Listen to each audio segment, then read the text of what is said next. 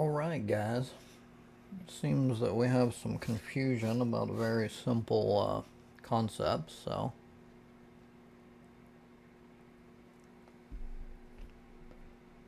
You made my damn cigar go out.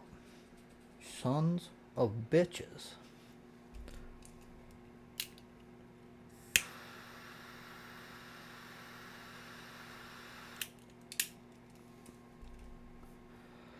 So, in chat, we had a discussion about the word bone, using it in the context of having sexual relations with someone. I and a couple of other people, I won't mention names unless they want to name themselves, and they can do so in the comments or whatever if they'd like to. It's not really my place. But we basically we made several different comments. I said that there's personality characteristics that are correlated with people who use this terminology, and that it does indeed mean something about them. And the person in question defended themselves by saying that we're overthinking it, that it means nothing, and that's simply false, like easily disproven. So, I guess I'll get into it a little bit more. First, we'll talk about personality characteristics in general and how they affect every action. They also directly impact your word usage, your vocabulary, especially slang terms like bone. You use them because of how you identify with the subject. You use it because other people who use the term see things in a way that you do. It's very simple. It's not like a complicated concept. So,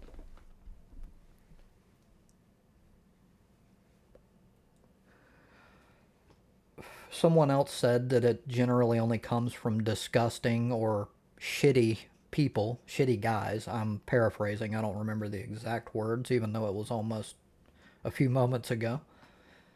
And I agree, but it's a pretty obvious correlation. There's a reason for it. So, in neuroscience news, I can kind of encapsulate it and kind of summarize by this. Those with dark personality traits such as psychopathy, sadism, low affective empathy, narcissism, cold heartedness, and meanness are more likely to sexually objectify those of the opposite sex. Now, I can already smell the mental gymnastics going on, so you're going to try to, but I'm not sexually identifying sexually objectifying anyone. I'm just saying bone. It's just used to refer to sex. No. It's very obvious, and any honest person can tell you that there's obviously a direct positive correlation with the term bone and objectifying the opposite sex. It's I shouldn't need to explain this. It's like the most fucking rudimentary shit ever. So, yes, the words you use reflect your personality and tell people what kind of person you are, especially if you use it in the context of bragging because you feel like you need to compare yourself to another man. Another man makes you feel insecure and you go defensive and you go, yeah, but I boned a girl from blah, blah, blah. Or I bone chicks all the time. This tells people how you view the opposite sex. You see them as sexual objects. That means that something is wrong with you, fundamentally. Like your brain doesn't work properly.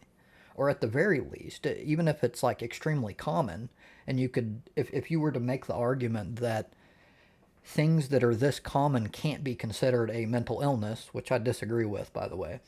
But even if you were to make that case, I would say that it makes you an inferior human being, morally, obviously.